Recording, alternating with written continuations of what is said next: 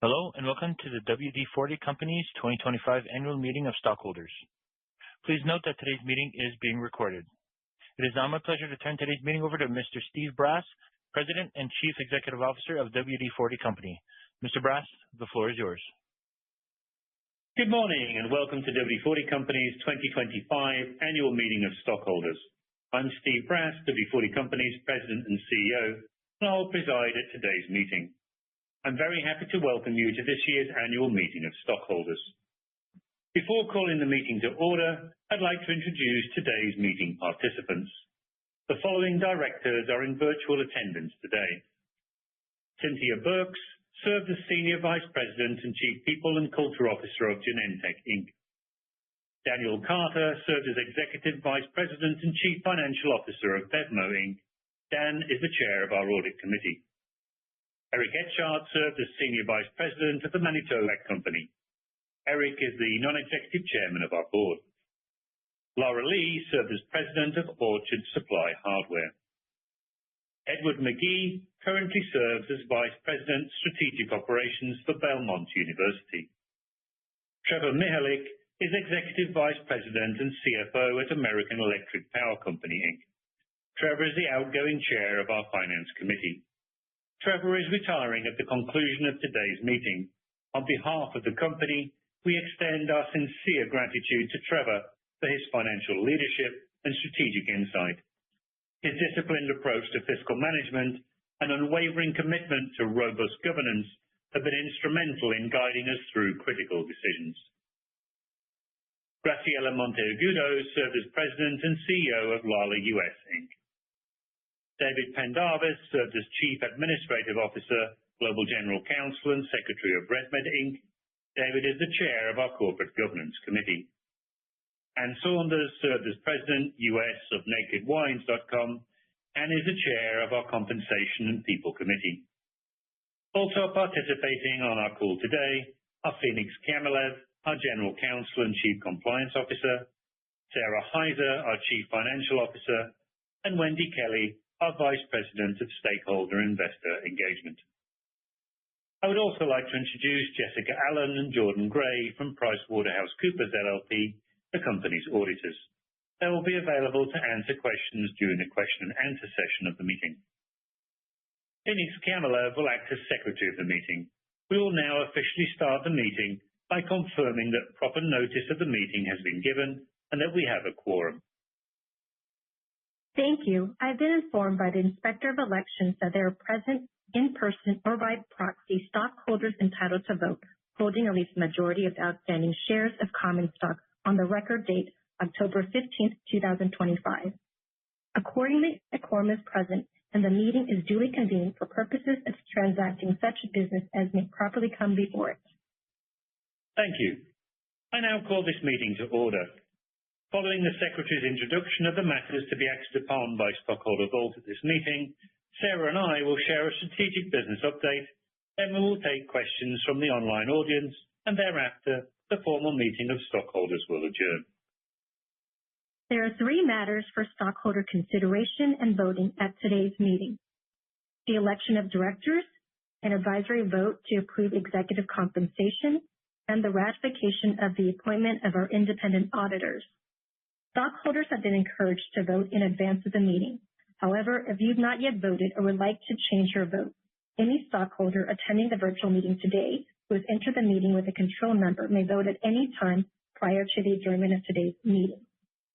If you need a copy of the annual report or the proxy statement, the links are provided in the online meeting center.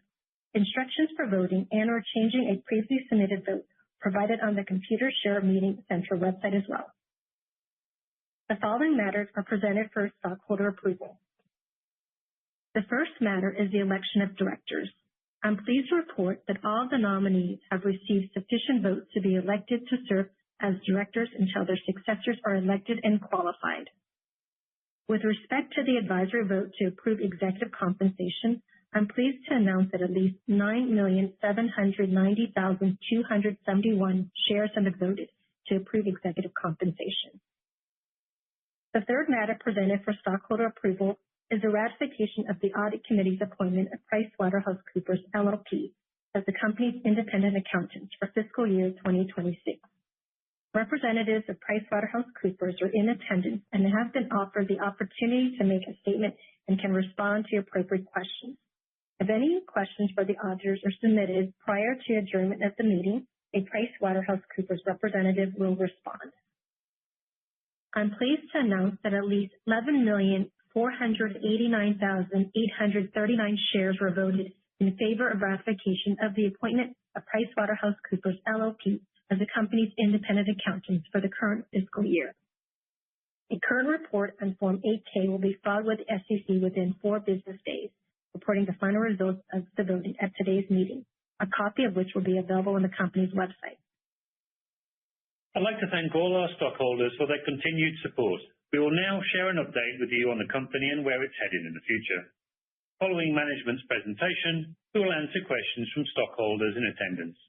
Questions or comments may be submitted at any time during the virtual meeting by clicking on the Q&A message icon on the right-hand side of the Computershare Meeting Center website. We will collate all appropriate questions for a response. Before we proceed, I'm going to ask Wendy Kelly to get us started on our business update and provide our required notices. Thank you, Steve. As a reminder, today's call includes forward-looking statements about our expectations for the company's future performance. Of course, actual results could differ materially. The company's expectations, beliefs, and projections are expressed in good faith, but there can be no assurance that they will be achieved or accomplished. Please refer to the risk factors detailed in our SEC filings for further discussion. On today's call, we will discuss certain non-GAAP measures. The descriptions and reconciliations of these non-GAAP measures are available in our SEC filings as well as our presentation. Finally, for anyone listening to a webcast replay or reviewing a written transcript of this call, please note that all information presented is current only as of today's date, December 12th, 2025. With that, I'd now like to turn the call back over to Steve. Thank you, Wendy. The theme of our presentation today is Future Forward, leveraging our incredibly iconic hero brand to drive innovation in action. Our core multi-use product has always had an amazing ability to reinvent itself over the decades, staying relevant to new generations of users. As some old uses fade away, people around the world keep discovering new ones, whether it's in emerging areas like robotics, drone technology, wind and solar energy, or creative applications in more traditional spaces like protecting tools and machinery during monsoon season.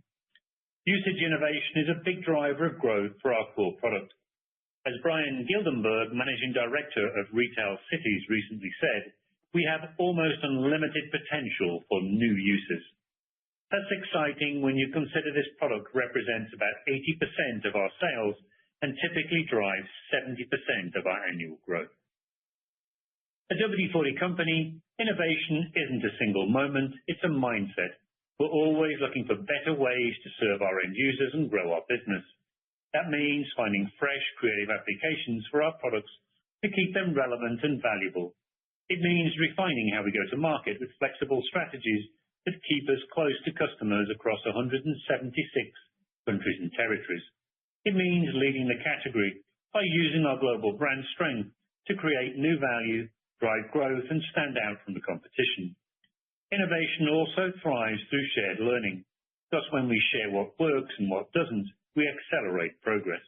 And finally, we innovate through product development, always keeping our end users at the center of every design. At WD-40 Company, innovation is continuous, collaborative, and focused on creating lasting value for our stakeholders and end users. With our 4x4 framework, we have a really simple strategy. 4 must-win battles to drive faster global revenue growth, and 4 strategic enablers that support execution and drive operational excellence. Today, we'll talk to all of our must-win battles and strategic enablers, but with particular focus on our largest growth opportunity, geographic expansion of our core multi-use product. We will also give investors an update on progress made on gross margin and how we expect to drive operational efficiencies as we increasingly leverage global synergies going forward. As I look around the WD-40 world, all I see are growth opportunities. It's amazing to me that at 72 years young, we've only realized 25% of our global growth opportunity, with a long-term opportunity to virtually quadruple current sales on our core multi-use product from FY25 sales of $478 million to more than $1.9 billion. In FY25, our second largest market, France, overtook the US market as our benchmark market of what is possible with our core product.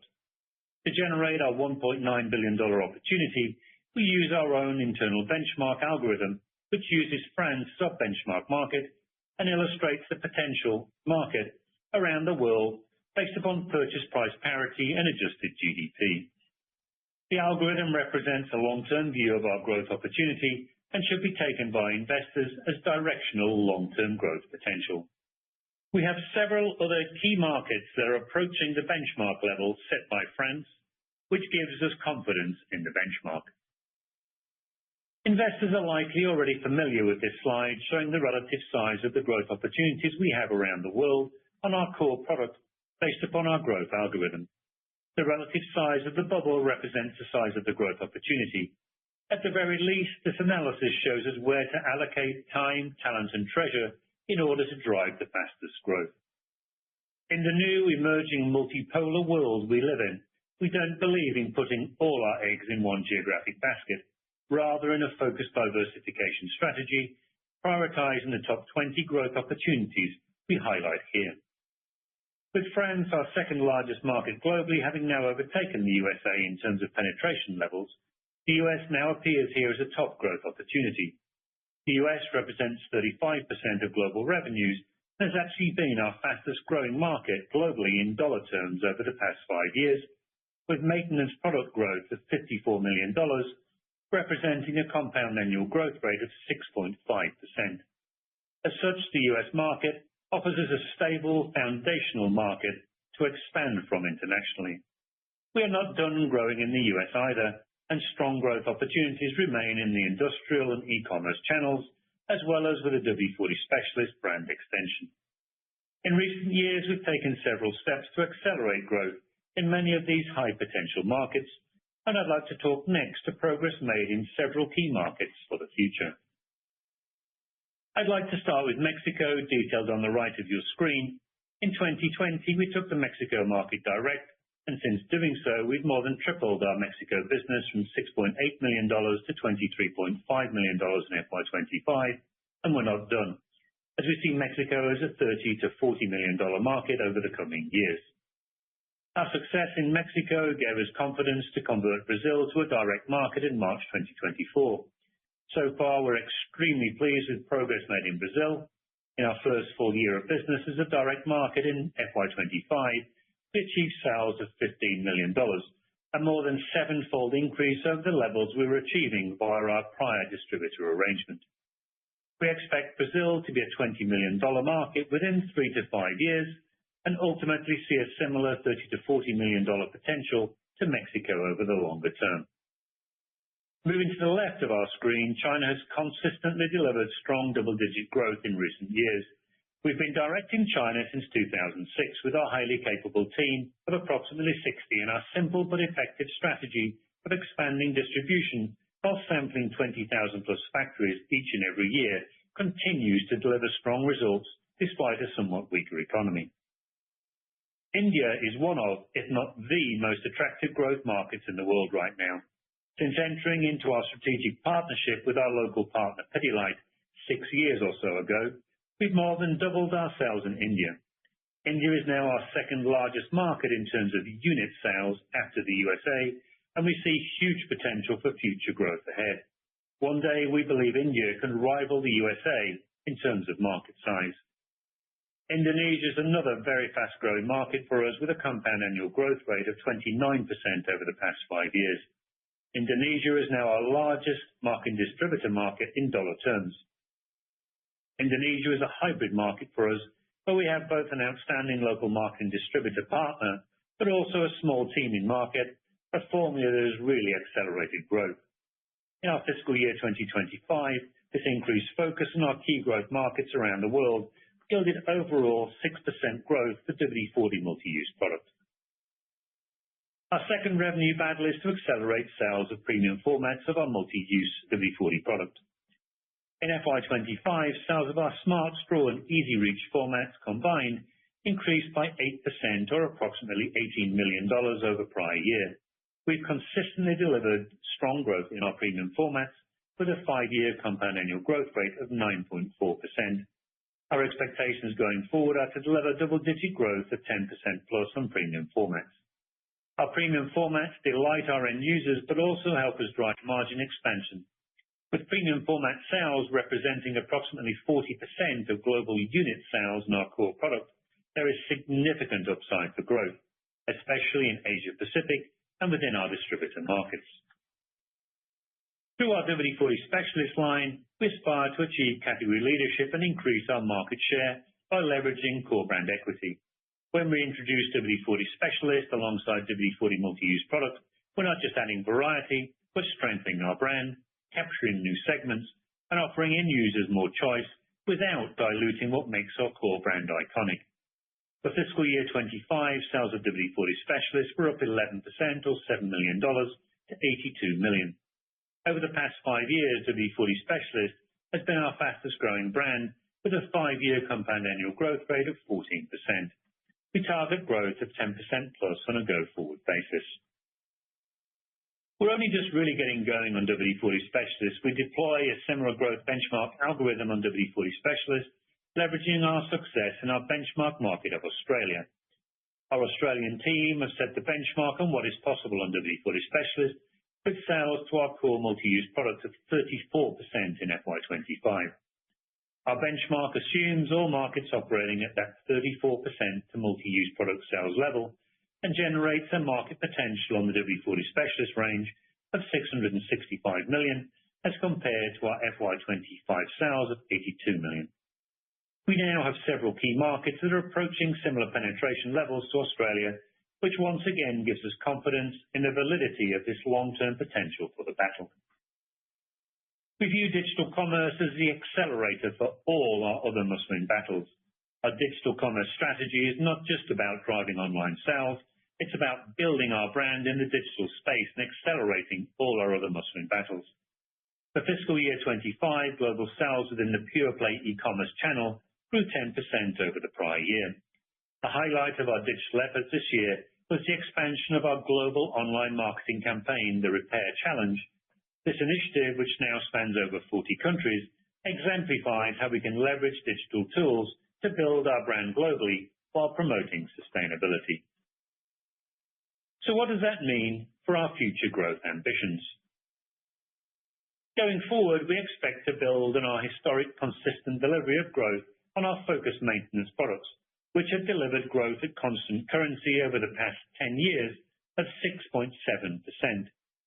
As we seek to divest most of our household brands and focus in even more on our significant organic growth opportunities around the world, we will target growth in the mid to high single digits. We are very clear where that growth will come from, with growth expected from our Americas division of 5 to 8%, 8 to 11% in our EMEA segment, and 10 to 13% in Asia Pacific. Of course, the real key to delivering the future is by taking care of our people. At WD-40 Company, we've long held the belief that first you build the people, then the people build the business. Our greatest asset is our 714 employees spread across 18 countries. We strive to be an employer of choice where all employees bring their best selves to work. In November 2025, we conducted our latest employee engagement survey. I'm very proud of our new record 95% engagement score, a testament to our strong culture and the opportunities we provide to our people to learn, grow, and succeed. Our success is accelerated through global collaboration and our bold ambition to become a true world-class global learning organization. With that, I'll now hand over the presentation to Sarah Heiser. Thanks, Steve. Now let's turn to enabler number 2, building an enduring business for the future. Our focus here is simplifying portfolio innovation with sustainability, making fewer, higher impact choices that lower complexity while improving outcomes for customers, partners, and the planet. As you evaluate our progress, please refer to our 2024 ESG report for the details behind our environmental impact plan and how we're operationalizing sustainability across the portfolio. For us, sustainability is pragmatic and value accretive. It guides innovation, informs sourcing, and strengthens trust with stakeholders. We're integrating it where it matters most, into product design, packaging, and supply decisions, so that the choices we make today compound into durable advantages over time. Enabler number 3 is operational excellence in our global supply chain. This mandate is straightforward: increase forecast accuracy, elevate service, and optimize inventory, while continuously improving our end-to-end processes. We're targeting on-time delivery above 95% and inventory on hand under 90 days. These are disciplined targets designed to protect the customer experience, free working capital, and support growth without sacrificing resilience. We're also advancing integrated end-to-end planning by segment, so that all our segments get the right level of agility and reliability. This is how we scale capacity, build an outsourced, balanced global network, and keep quality, cost, and speed moving in the right direction. Enabler number 4 is systems-driven productivity. We are enabling global growth and operational resilience with data and AI-driven business solutions, modern tools that improve forecasting, service, and decision velocity across the enterprise. This approach is anchored in intelligent IT, focused on a simple, scalable, and resilient global digital infrastructure that optimizes service delivery, empowers a digital workforce, and strengthens cyber resilience. In short, we are building secure, reliable capabilities that turn data into speed and better business decisions. I'll close this section with our operating philosophy. Few things, many places, bigger impact. We focus on a concentrated set of high-value products. We distribute them widely and efficiently, and we unlock efficiencies by leveraging global synergies, shared systems, shared processes, and shared learning. It's a disciplined model that scales margins and accelerates growth without adding complexity. Let's turn to what truly sets WD-40 Company apart: our financial value drivers and outcomes. Our business model is asset-light by design. We invest in brands and people, not factories and warehouses. This approach gives us a solid financial foundation, a strong balance sheet, predictable free cash flow, and ready access to capital when opportunities arise. We run an efficient business. We leverage outsourced manufacturing and distribution, and in FY25, we generated $860,000 in sales per employee, a testament to our productivity and focus. Returns are powered by our iconic brands. We target a return on invested capital of 25% or more, supported by a diversified global footprint and a long runway for growth ahead. In short, we invest where it matters most: our brands and our people. This is how we convert brand strength into durable financial outcomes for our stockholders. You can see this foundation reflected in our FY25 results. Let's take a closer look at those results. Net sales of maintenance products, which is our primary focus, reached $591 million, up 6% versus the prior year. Gross margin improved to 55.1%, up 170 basis points from last year, and operating income rose to $103.8 million, an 8% increase. Net income was positively impacted by a one-time tax income adjustment. Excluding this benefit, adjusted net income would have been $79.1 million, an increase of 12% over the prior year. Diluted EPS was also positively impacted by that same adjustment. Without it, adjusted diluted EPS would have been $5.82 per share, an increase of 14% over prior year. These results reflect the strength of our business model and our disciplined approach to growth and capital allocation. Turning to our highlight for the year, which is the recovery of our gross margin to above 55%. That 170 basis points improvement reflects a mix of structural and tactical levers. Primarily, cost optimization and increased selling prices, driven by market mix and premiumization. Specifically, the increase was driven by lower specialty chemical costs, lower aerosol can costs, and higher average selling prices, partially offset by higher warehousing, distribution, and freight in the Americas segment. And to give you a clear view of our core business, excluding assets held for sale, gross margin would have been 55.6% in FY25. The takeaway? Our margin playbook is working. Premium features, supply chain productivity, and disciplined pricing are compounding into durable profitability. Turning to our capital allocation priorities, our strong capital optionality is supported by consistent free cash flow generation. Our first priority is long-term growth. We target revenue and earnings growth in the mid to high single digits, with CapEx of 1 to 2% of net sales per year. Our strong free cash flow provides the liquidity needed to support that growth. We have a strong balance sheet with access to liquidity should we need it. Annual dividends are targeted at over 50% of earnings, and we consistently maintain a strong payout ratio. And finally, we allocate excess capital to the highest return alternatives, organic growth initiatives, acquiring new users and new uses daily, and share repurchases. Our aim is a return on invested capital of 25% or more. Let's look at how these priorities translate into cash returns for our stockholders. We have a long history of returning cash to stockholders. Our company has paid dividends without interruption for over 40 years. Recently, our board of directors raised the dividend by more than 8%, which is above our 5-year CAGR of 7.4%. And we remain committed to delivering consistent and compelling cash returns to our stockholders.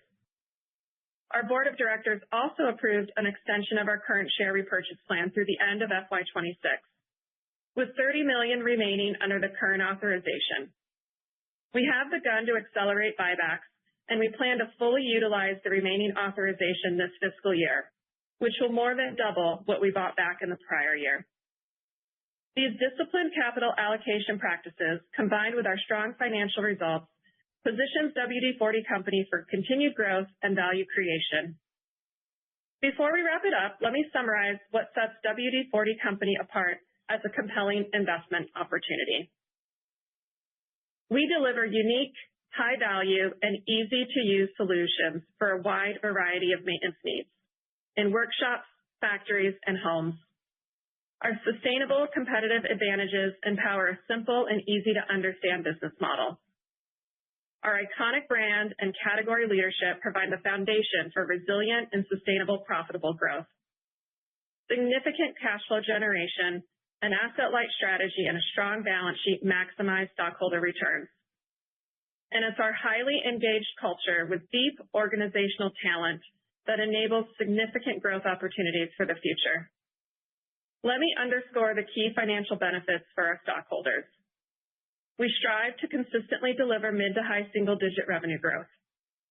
We strive to maintain a return on invested capital of 25% or more. Our asset-light strategy keeps us nimble and efficient.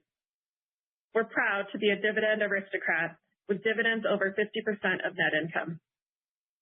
In short, WD-40 Company is built for durable value creation, driven by brand strength, operational discipline, and a culture that thrives on making things better every day. With this foundation, we're well positioned for continued growth and stockholder returns.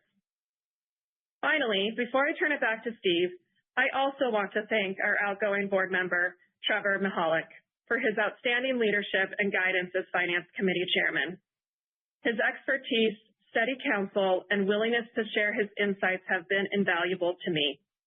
I am deeply grateful for his support and for being such a tremendous resource. Thank you for everything you've done to help me and the company succeed. With that, I will turn it back to Steve. Thank you, Sarah. Wendy Kelly has been monitoring the online questions being submitted. We would now be pleased to answer any questions from our virtual audience at this time. Thank you, Steve. We have no questions from the virtual audience today. Back to you. Thank you, Wendy. This concludes WD-40 Company's 2025 Annual Meeting of Stockholders. The polls are now closed and the meeting is now adjourned. I'd like to thank everyone for their participation. This concludes today's meeting. You may now disconnect.